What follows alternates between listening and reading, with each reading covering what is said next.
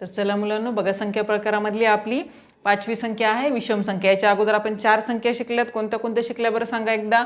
तर पहिली आहे नैसर्गिक संख्या, ज्याला आपण नॅचरल नंबर म्हणतो। दुसरी संख्या जी आहे ती पूर्ण संख्या, ज्याला आपण होल नंबर म्हणतो। आणि तिसरी संख्या जी आहे ती पूर्णांक संख्या, ज्याला आपण इंटिजर म्हणतो। आणि चौथी संख्या जी आपण बघितली होती ती होती कोणती, तर समसंख्या, ज्याला आपण इव्हन नंबर म्हणतो। आणि आता आपण जे शिकत आहोत ती 5वी संख्या आहे विषम संख्या। मुलांनो, जर तुम्हाला व्हिडिओ आवडत असतील तर लाईक करत चला, चॅनलला सबस्क्राईब करा आणि व्हिडिओ दुसऱ्यांना शेअर करायला विसरू नका, कारण या व्हिडिओमध्ये मी तुमच्यासाठी खूप चांगले चांगले प्रश्न इथं नवोदयसाठी घेऊन येणार आहे।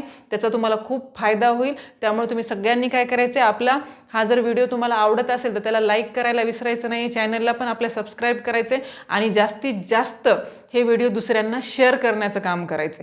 चला तर बघू मग आपण विषम संख्या। तर विषम संख्येला आपण काय म्हणतो मुलांना, तर ऑड नंबर। विषम संख्या सुद्धा बऱ्याच मुलांना माहिती आहेत, कारण समसंख्या आणि विषम संख्या ह्या एवढ्या अवघड नाही दुसऱ्या संख्यांसारख्या। तर विषम संख्येची व्याख्या जर आपण इथं बघितली तर विषम संख्येची व्याख्या आपण कशा प्रकारे लिहू शकतो, तर बघा, विषम संख्येच्या एकक स्थानी, विषम संख्येच्या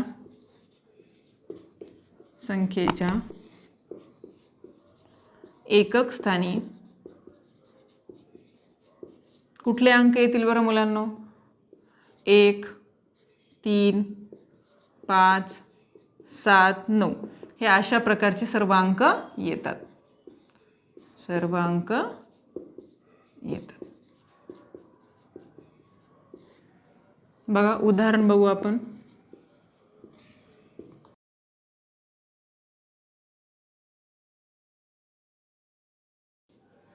बघा, एकक स्थानी 3 आला म्हणजे ही विषम संख्या आहे, एकक स्थानी 1 आला म्हणजे ही पण विषम संख्या आहे, आणि एकक स्थानी 7 आला ही पण विषम संख्या आहे। काही जणांना प्रश्न पडेल की इथेही 7 आहेत इथेही 7 आहे, पण आपलं या 7चं काही घेणं देणं नाहीये।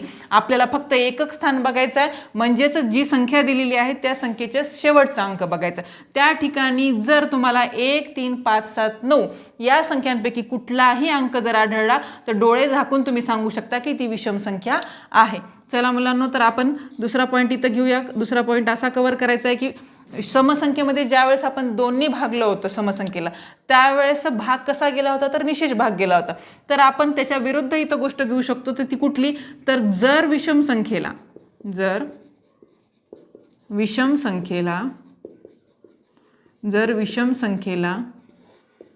2नी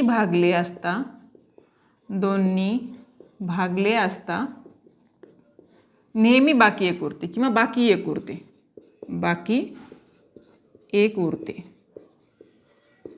बघा, आता हा पॉईंट आपल्याला प्रूव्ह करायचा आहे, तर इथलीच संख्या आपण घेऊया, 5, 4, 3 भागिले 2। 2नी आपल्याला भागायचे म्हणजे आपण पॉईंट काय घेतला होता, जर विषम संख्येला 2ने भागले असता बाकी एक उरते। जर आपण इथं भागाकार केला तर बे 1 बे, बे 2 4, 1 उरला मुलांनो, बे 7 14, इथं 3 आहेत, परत बे 1 बे, म्हणजे उरला किती तुमचा, इथं 1 उरला। कळालं? ज्यावेळेस आपण कुठल्याही विषम संख्येला 2नी भाग देतो त्यावेळेस बाकी किती उरत असते मुलांनो, तर बाकी ही नेहमी 1 उरत असते। तर बघा मुलांनो, कोणत्याही विषम संख्येची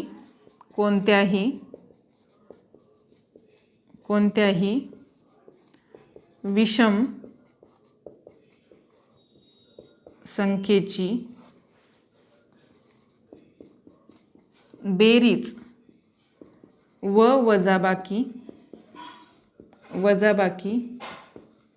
ही समसंख्या येते। आपण इथं काय घेतलंय, कोणत्याही विषम संख्येची बेरीज व वजाबाकी ही समसंख्या येते। मग आपण इथं उदाहरण घेऊन बघू। पहिलं उदाहरण बघा, विषम संख्या घ्या। आता अगोदर आपण बेरीज करूया। 3 ही विषम संख्या घेतली, त्याच्यामध्ये मी 5 ही विषम संख्या ऍड केली म्हणजे बेरीज केली। 5 आणि 3 किती होतात, 5 आणि 3 जर तुम्ही ॲडिशन केलं तर किती येते, 8। बघा, म्हणजे कुठली संख्या आली, समसंख्या आली। जर आपण वजाबाकी केली मुलांनो, ह्याच संख्या आपण घेऊ, 5 वजा 3, 5 मधून 3 जर वजा केले तर उरतात किती, 2, म्हणजे 2 ही समसंख्या आली।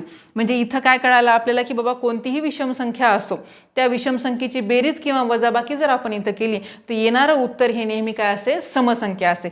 पण त्याच्याच विरुद्ध एक गोष्ट इथं घडते, जर आपण कुठल्याही विषम संख्येचा गुणाकार केला तर मात्र तिथं उत्तर समसंख्या येणार नाही. तर आपण 3 गुणिले 5 घेऊन बघू. तर 5 त्रिक 15. बघा ही संख्या कोणती आहे, तर ही विषम संख्या आहे. कुठल्याही विषम संख्येचा गुणाकार जर 2 विषम संख्येचा गुणाकार तुम्ही केला तर तुमचं उत्तर सुद्धा काय येते, विषमच येत असते. आणखीन एक उदाहरण घेऊन बघू मुलांना आपण.